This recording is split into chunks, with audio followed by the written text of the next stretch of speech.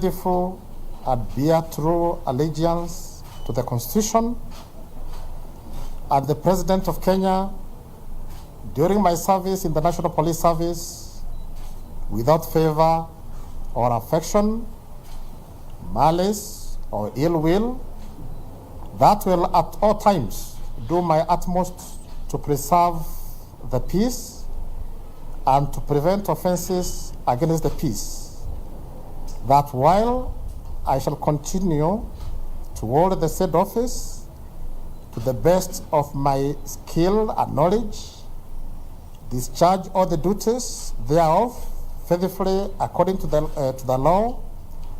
I will subject myself to the Constitution, all acts, orders, regulations, and now or in future relating to my service in the National Police Service, and that I will discharge all the duties of a police officer according to the law, without fear, favor, affection, or ill will. So help me God.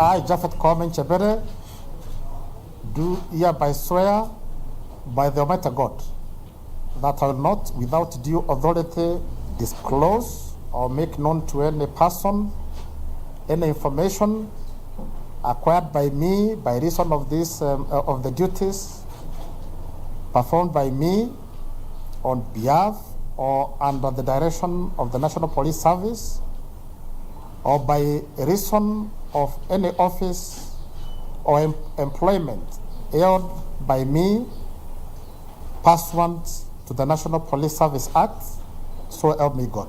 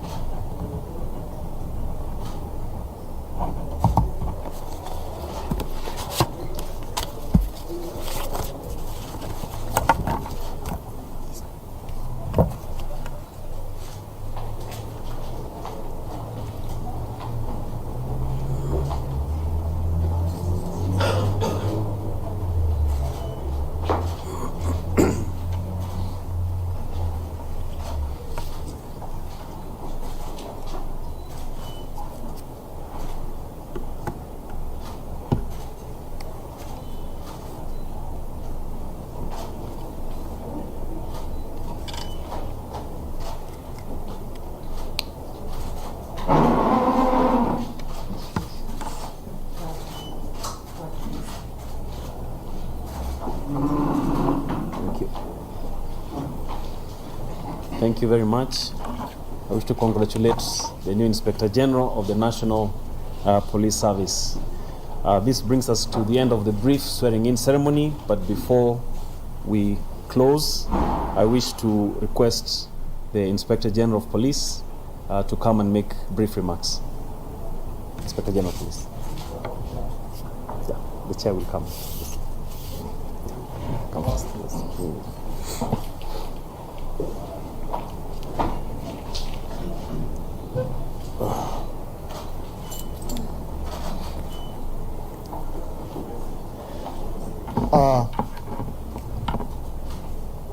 The President of the Supreme Court, Honorable Chief Justice of our beautiful country, Kenya, the Chairperson, National Police Service Commission, Bwana Eliud Kenovia, the Chairperson, Independent Police Oversight Authority, Madam Anne Makori, the commissioners, both from the Police Commission and the IPOA, the service commanders, the CEO, the staff of the CEO, National Police Service Commission, members of staff of judiciary, fellow police officers,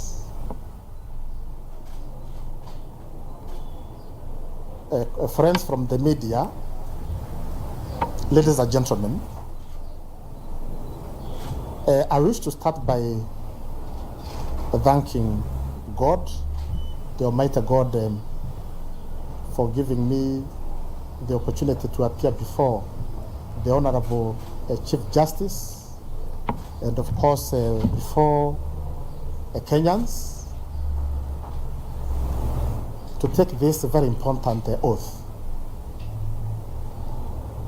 Secondly, thank His Excellency the President, Dr.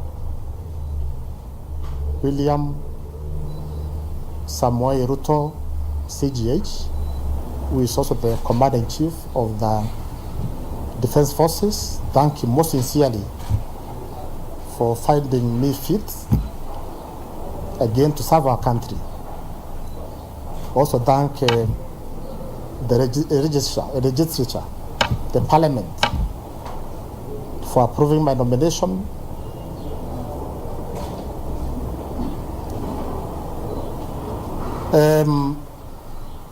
Honorable Chief Justice, I can imagine the responsibilities given to me by our people. I promise I'll do my best. I will not let this country down. However, I think it's worth mentioning, once in a while, I look at the social media when I want to maybe to follow on gossip going on. Once in a while, I look at the social media. Last night, I know there was a talk that I could discuss in the social media that Koome will be sworn in by Koome. A lot of issues, very interesting discussion. That CJ, is about a wife and husband, is about a brother and a sister. Anyway, I think those are good wishes, but it's not the case. I have no blunt relationship with the CJ. It's only that she's married to one Koome Kiragu, and I'm Koome Nchebere. So I thought, Honorable CJ, I make that clear to our fellow Kenyans. Because they're asking now, the CJ and the Inspector General, brother and sister, is not the case. But CJ, Honorable CJ, she's a good role model. She's a good example to many of us. And Honorable CJ, we appreciate the effort you are putting in terms of providing guidance to the whole criminal justice system. I don't intend to make a long speech. I know as Honorable Chief Justice another function in minister for this. Lakini ni kuambia Wakenya wenzangu, tuko na inchi ambayo ni inchi nzuri. Most of us have a number, I know quite a number of us here have traveled worldwide. I cannot imagine of any other country as beautiful as Kenya, where if you want to enjoy yourself on a beach, 45 minutes in Mombasa, you want a cold place, another 40 minutes, you are Mount Kenya, where I've been serving as a commandant, National Police College Kiganjo. You want a desert, fly over Charibe Desert. Take off from Lodwar, fly over Loyangarani, land in Marsabit. I've done it twice. The country is beautiful. Our people are warm. Kenyans generally are good people. I've been to some countries where, I'll not mention which countries, where people, even the smile is fake. The food is fake. But Kenyans, when a Kenyan smiles at you, it is from the heart. I recall when we had a big challenge with the corona, we were told not even to shake. But the Kenyans will not listen, hear that, none of that. Will not listen, hear that. Mkenya anataka kusalimia wewe mkikutana mpaka kusalimu kwa mkono. Because our people are warm. We have a beautiful country. All of us, we have a responsibility to ensure we hold this country together. I wish to state na kusema ya kwamba tuko na maofficers wa polisi who are very professional. 98% we have no issues with them. Maybe just 2%. And we are really being assisted by the commission, the IPOA, other oversight bodies. Again, we have the critical mass within the police to manage the 2%. But we are very professional police service. Kwa hivyo hawa kora wako kule nje wanafikiria watatishia maisha ya wananchi. That will not happen. Mkora ambaye anafikiria atatembea na kisu huko nje, anadunga mwananchi na kisu kwa kisu. Mkora ako na bunduki, utafanya mwananchi mtukufu aumie. That will not happen. I'm from the college, that's why I've been the commandant. And I will tell you, our officers are very clear to when they are allowed to use a firearm. And it is in law under the Police Act. 5 instances when any police officer, his life is in danger, or any other person, the life is in danger, a police officer is justified to use a firearm. When protecting life or property, if there is imminent danger or threat, a police officer can use a firearm. If it is in self-defense or defense of another life, because of imminent threat from, to life or serious injury, a police officer can use a firearm.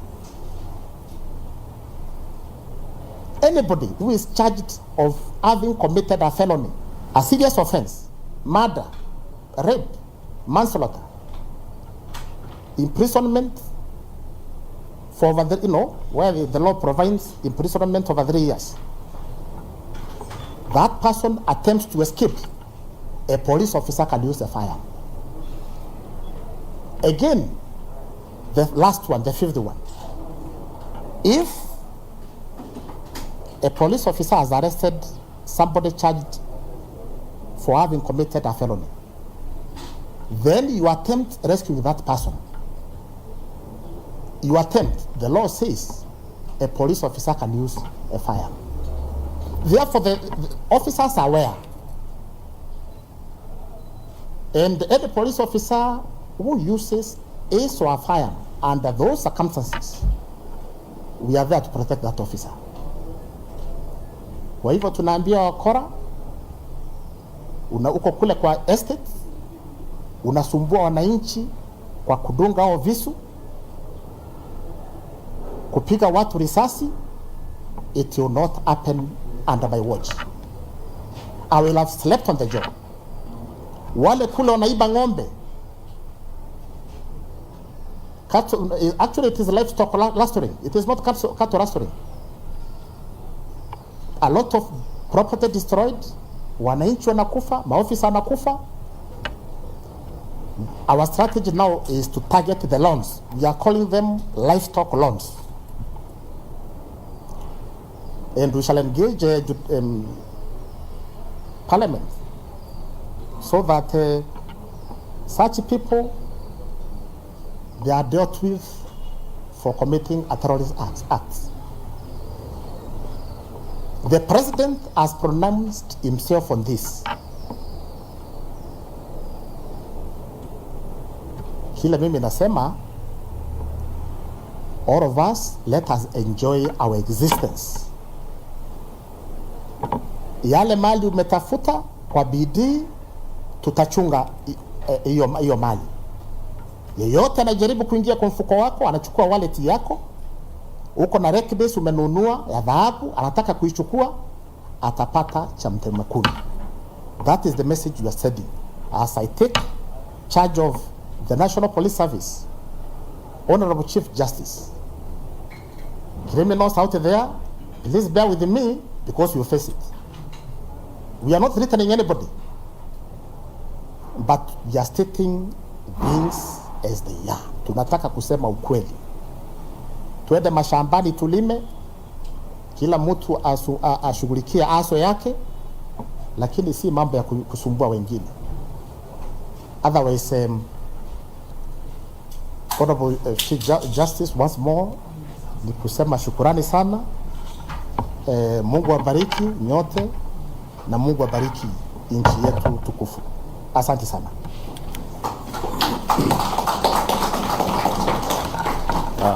Thank you very much, Inspector General of Police, for your remarks. Before I welcome the Honorable Chief Justice to make her remarks, let me take this opportunity to welcome the Chairperson of the National Police Service Commission, Mr. Kinuthia, to make some brief remarks.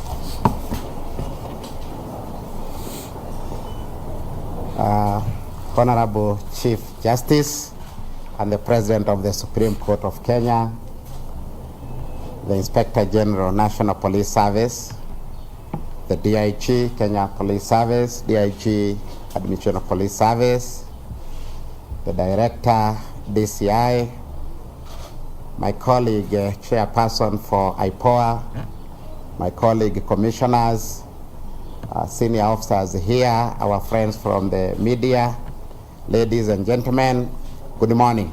Good morning. I am a very delighted person, Honorable Chief Justice, this morning. What have just progressed completes our setting as an institution. And when you see, as we sit here, with now the Office of the Inspector General already in place, the Deputy Inspector Generals, and DCI, and our oversight, IPOA, and the National Police Service Commission, completes what was envisaged in law as the independence of National Police Service. And we have an inbuilt mechanism to regulate this institution internally and externally. So I want to really thank you, because we are once again here. The other day we were here because of DCI, and we are once again here because of Inspector General, to complete this institution so that we can function.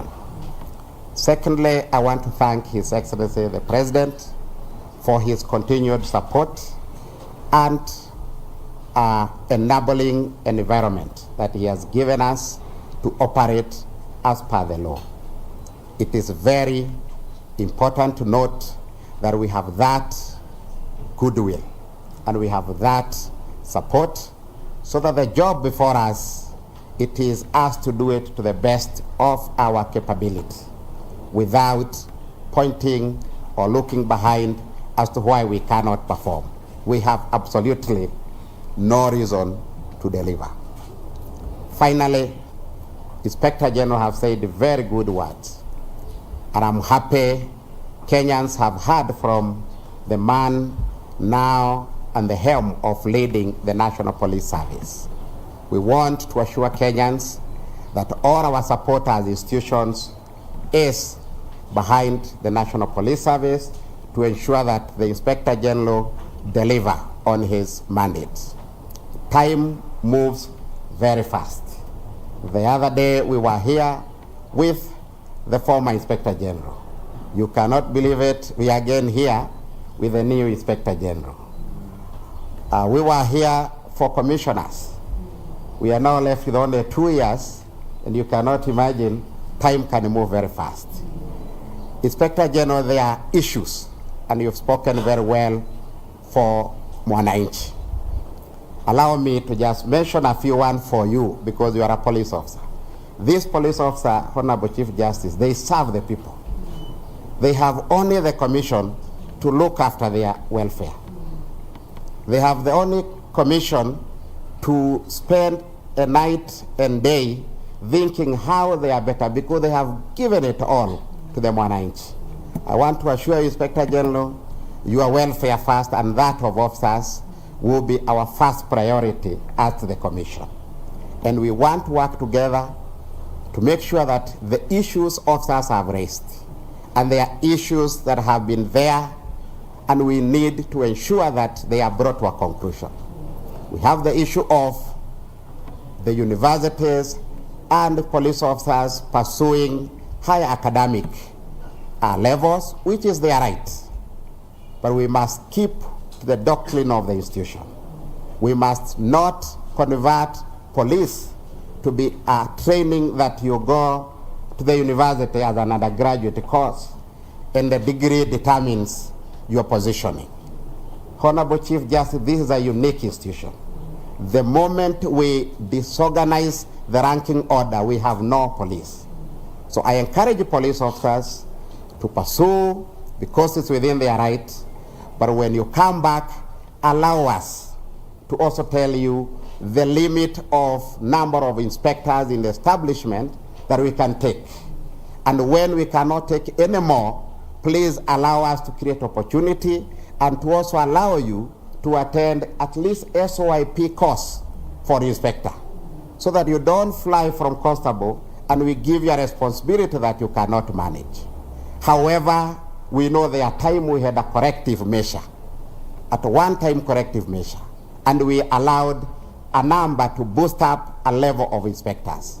For those one, we will oblige to the law. And I ask Inspector General to give that a priority, so that we reduce the feeling of affection or disregard among police officers that they can serve. The other very key important matter, we just finished a medical assessment of police officers for those who are disabled, maimed in the line of duty. We have a number in the report that we will be asking the Inspector General to allow lighter duty, and others we may pursue an encouragement on medical ground to allow those who can work, because this is a job that the minimum requirement is physical fitness. That one we cannot compromise. But as a commission, we are considerate that we got each of these men and women from homes whole, straight, handsome, and beautiful. They may be limping now, but that's not the way we employed them. So we are considerate for those who have various ailments, and we will continue supporting them until when we can be able to reach a time when we allow them to also rest together with the others in the society. So that is the second priority, the issue of disability among officers, but majority are good for the job.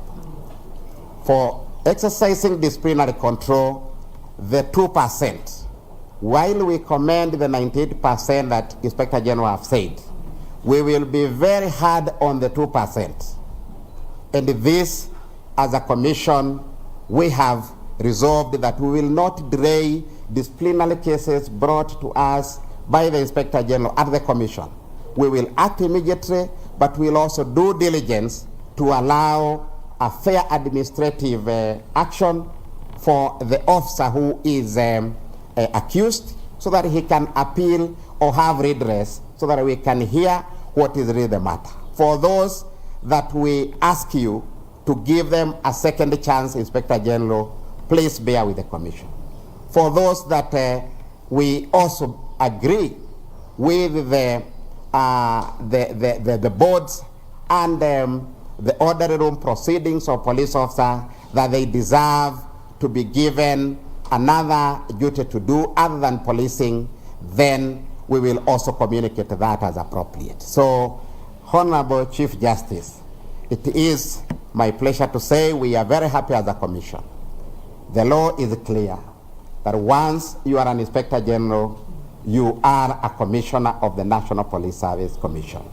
Today, he has subscribed to 2 oaths, because he has to become an Inspector General first, then become a commissioner. We will be kindly asking you shortly or thereafter that we have the Inspector General to also allow him to take the oath of office as a commissioner of National Police Service Commission, so that we can be complete, because he holds a key part in the commission.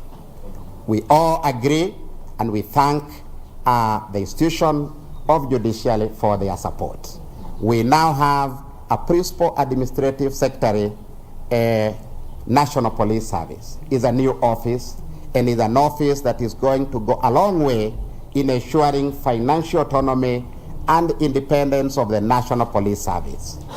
I spoke with Madam Banis, who is holding that office, and she sent her apology for this function, because she was supposed to be among this team, and in the future we'll be able to be together and do the work together. My colleagues, the whole country is looking at us.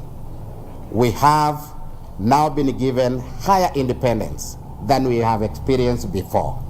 Let us not let this country down.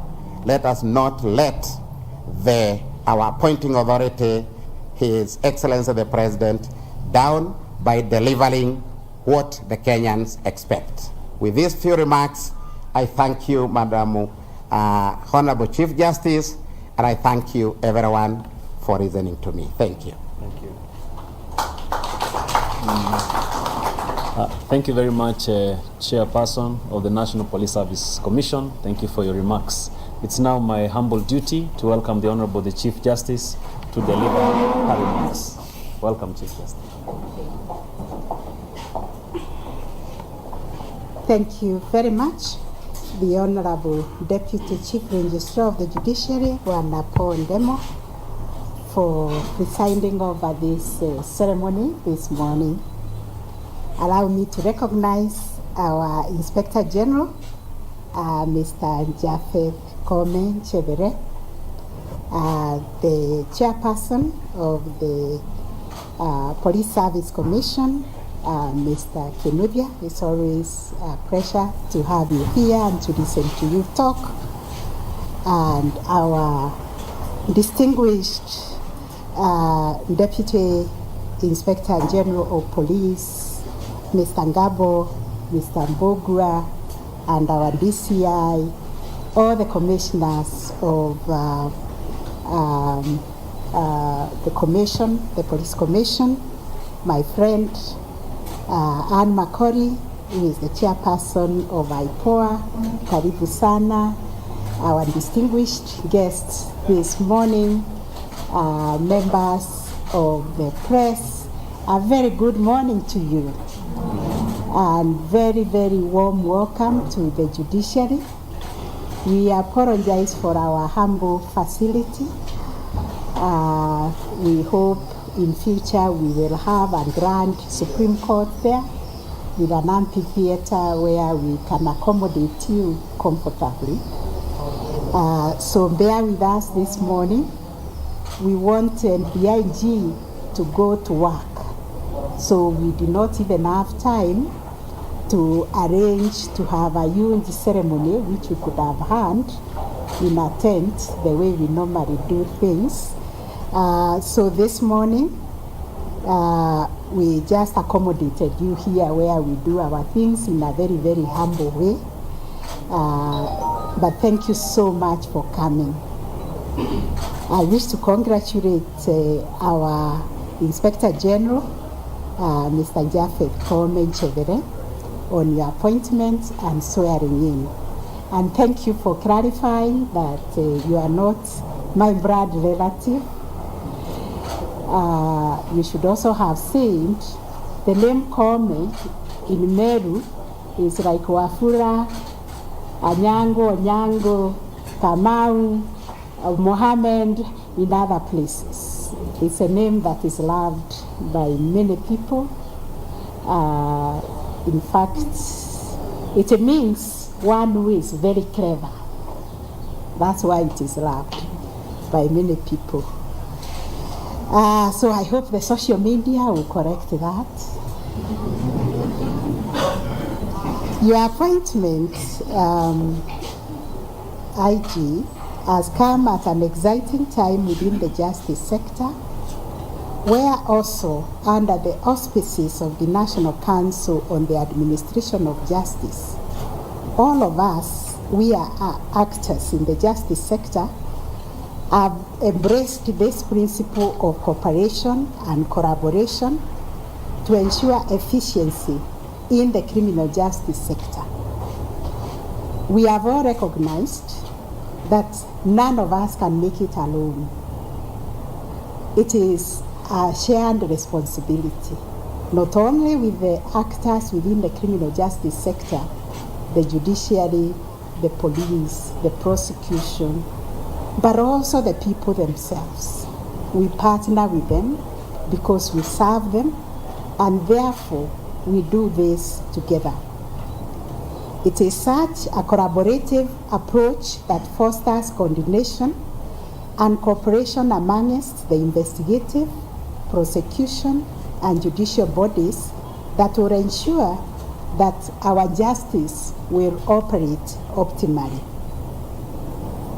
Our hope, Wana IG, is that you will lead the police service in participating robustly in the initiative geared towards the reforms of the criminal justice sector.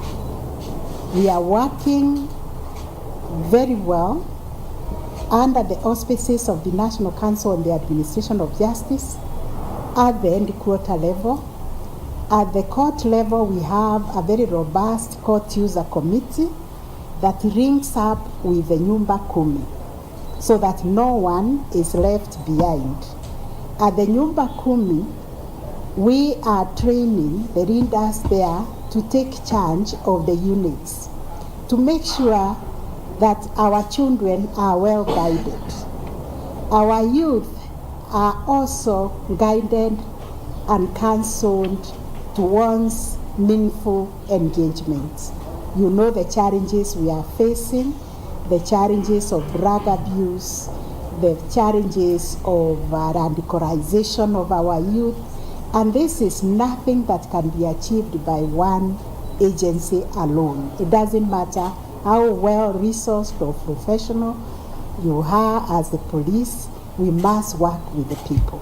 The people are central, and indeed we have the best constitution in the world that tells us power, the sovereign power of this country resides in the people.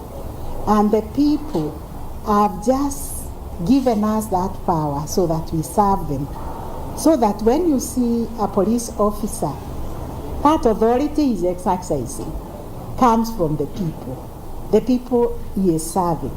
So he should handle them with care and with humility, because indeed they are the bosses. But I think we have not even read the Constitution or appreciated it, so that we look at ourselves as the bosses. We are not the bosses. The people are the bosses. So this collaboration will enable us to enhance and consolidate these reforms aimed at reinvigorating the effectiveness of the criminal justice system and ensuring that the system operates in a manner that is ingraining the human rights perspective and is actually friendly in accordance with our constitution. Wanaiji, I also urge you to champion the constitutional dream of democratic policing. This is the Kenyan dream for a police service that serves the people and upholds professionalism. I'm happy you have mentioned professionalism, because no police officer is trained to abuse the power, to abuse the rights of Kenyans, to harm the Kenyan.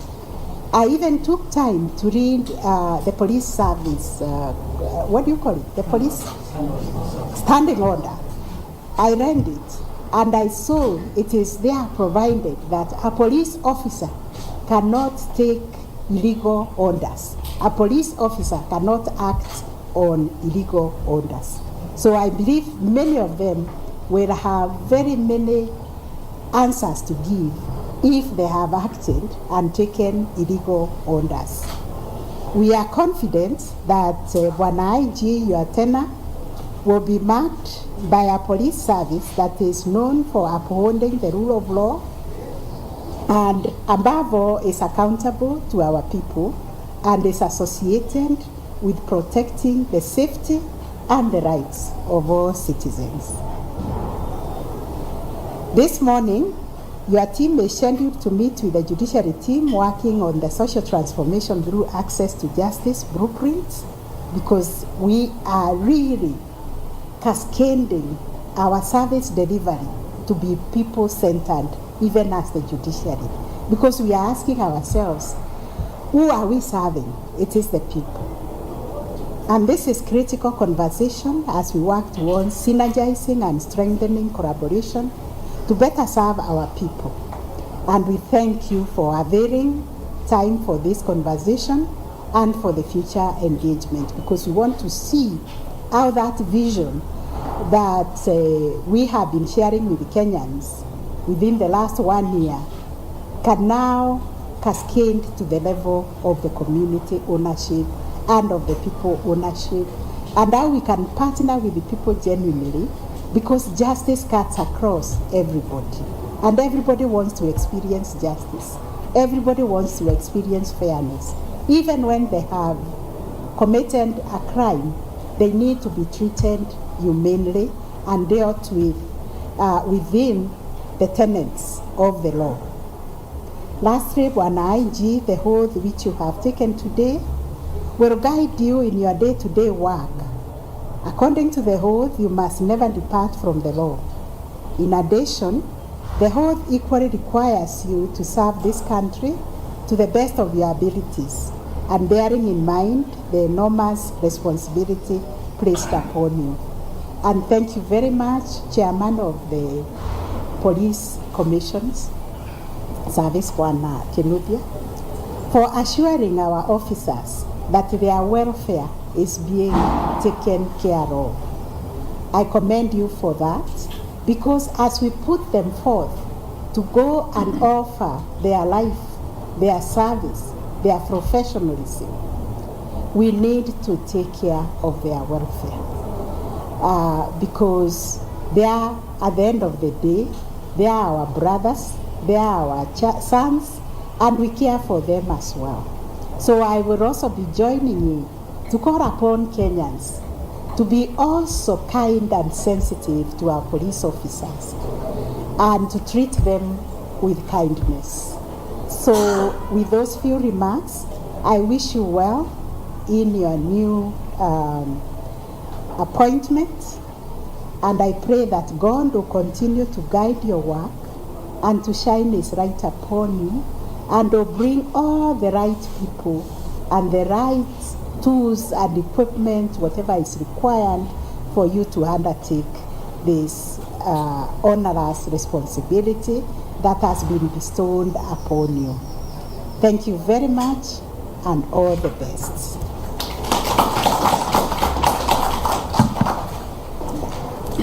Thank you very much, Honorable.